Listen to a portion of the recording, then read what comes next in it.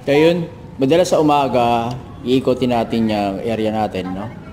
Check natin yung mga nakalagay dyan, kung normal pa, kung yan pa rin yun. At least, malalaman natin kung may pagbabago, di ba? So, sinamahan ko na rin ng video.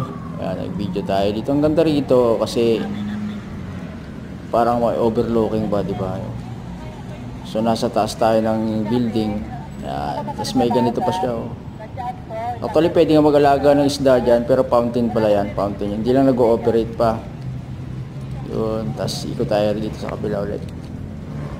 Yan. Akitin natin. Tingnan mo, ang ganda, di ba? Pwede mag-alaga ng isda. Dito naman, ang ganda ng view, no? Kasi yung green na yan, carpet, akala mo, ano, tunay. Hindi yan tunay, no? Pero yung nasa taas na mga damo talaga yan. Ayan, yung tubig, totoo yan. Totoo yung tubig yan.